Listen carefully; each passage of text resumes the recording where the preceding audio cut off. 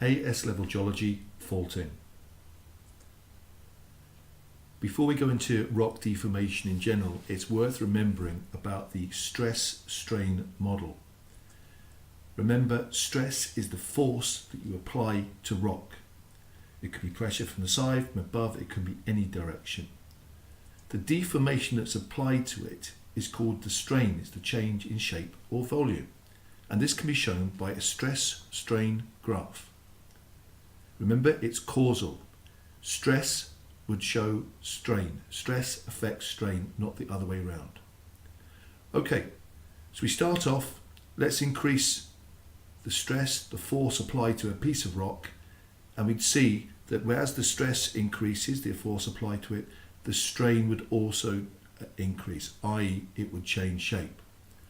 But the first change in shape is what we call the elastic deformation, which means that when you take the stress off, it should return to its normal shape. But there's a point of no return for the rock. We call that elastic limit, because once that has been exceeded, we get to ductile deformation, which we know as folding, permanent change of the rock. And there's a picture of a nice fold for you. Now, we also get to a point where the rock can't bend anymore and it breaks, it fractures, which we call the yield point. And we know that as faulting. There's a picture of a person looking at some faults for you.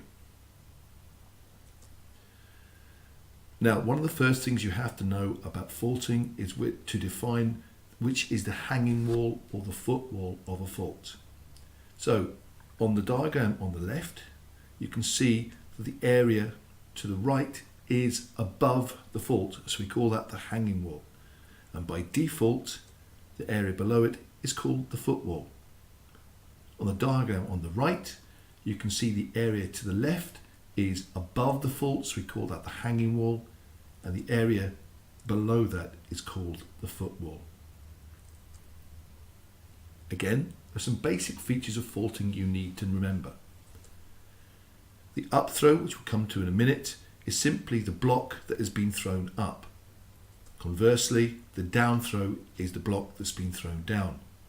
Notice those half tick arrows on a block diagram that would show you those. Again, this area is below the fault, so we call it the footwall, and that area is above the fault, so we call that the hanging wall. Look at how the fault dips compared to the level ground. So we call this the dip of the fault. At right angles to the dip of the fault is something we call the strike, and that's measured as a compass direction, north-south, east-west, northwest, southeast, any variations of those. The amount of vertical displacement is called the throw. It's marked by that blue bracket there. We can also say the direction that the fault is dipping. It wouldn't dip downwards, it's dipping towards the north, east, south or west. Okay, so we have different types of faulting as well. We can see, first of all, we're going to apply some tensional pulling apart stress to this block here. The blue line in the middle is a marker bed to give you some idea. So when we apply a pulling force to it, that's what happens to the two blocks. From what we've learned so far, there we have the upthrow side, there we have the downthrow side. There's the hanging wall area, there's the footwall area. Now, remember the rules.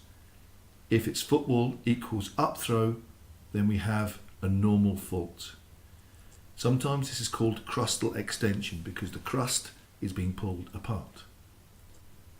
Okay, let's try the reverse. Literally a reverse fault. We're going to apply compressional stress to this. And you can see what happens to blocks, crustal shortening. There's the upthrow side. There's the downthrow side with the tick arrows on. That's the hanging wall, that's the footwall, so that would make it a reverse fault. As I said, we sometimes call that crustal shortening. As a basic introduction, you need to recognise things about faults on maps. Now the sinuosity, i.e. how windy a fault is can give you some indication about the angle of dip of the fault. Remember, on a geological map, the little tick mark there shows the downthrow side of the fault. Now, A is a straight line fault, and that normally indicates that it's vertical, whereas B is very sinuous, very windy, so it shows it's a low angle fault. Sometimes you're given questions in exams about the recognition of faults simply from maps and from information. So here we see on the left, we see a simple fault shown in red there, with the downthrow ticks towards the B side. On the right hand side, you'll see the cross section from A to B. The information tells us the fault is dipping steeply towards the northwest. So A is in the northwest, so we dip that towards A there. Now, we also know that B is the downthrow side because the ticks are on that side. As a consequence, that makes the other side the upthrow side. Now, we know from the information that the hanging wall is on the A side, the footwall is on the B side, therefore that makes this a reverse fault. There's sometimes specialist reverse faults. Very low angle reverse faults are actually called thrust faults. Very common in areas where there's lots of compressional stress. Sometimes you get angles below 10 degrees. We also have the other type of fault is a strike slip fault, i.e. a sideways movement fault. So you can see here on the diagram how one side has moved towards the right and one side has moved towards the left. That vertical dike shows you the direction of movement. Also, strike slip faults can be defined either dextral or sinistral depending on their relative movement. On the you can see there from the vertical dike on the map above, the one towards the left has been moved towards the left hand side as you stand towards a fault. The one on the right moves towards the right. So if you stand facing a fault and the movement is to your right, it is dextral. Conversely, if the movement is to your left, then it is sinistral. Again, some information, some examples. The Great Glen Fault in Scotland is an example of a strike slip fault. Is it sinistral or dextral? So this was the situation a couple of million years ago. You can see where the fault line is, the Great Glen Fault, and you can see the granite batholith that was formed over that fault line. When you look at where the situation is now, you can see the arrows showing the direction of movement.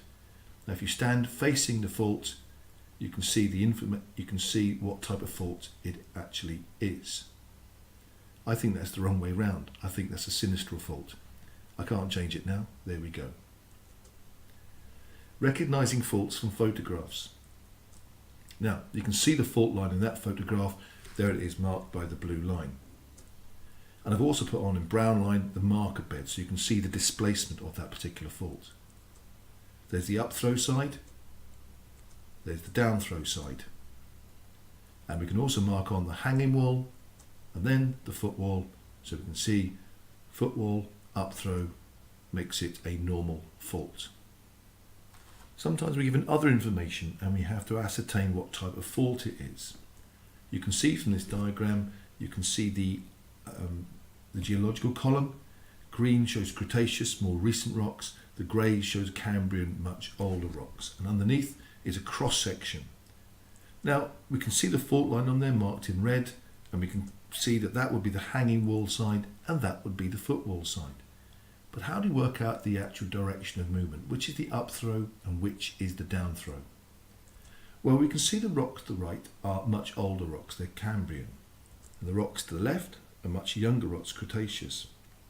So if you think about it, this is the direction of movement that had to happen. On the younger rocks had to be thrown down and the older rocks had to be relatively thrown up because they're side by side.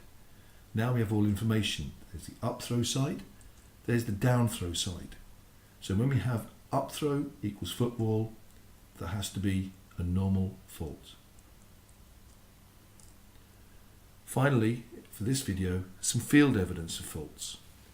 Good question at AS level when people are looking for other information besides fault displacement. In the field, when we're actually looking at it in the real life, one way to recognise faults is these scratch marks in the rocks called slicken sides. So slicken sides show the direction of fault there. Literally, as the rock grinds against each other, they make these marks in the rock. Remember the limitations for slicken sides though. They only showed the most recent direction of movement.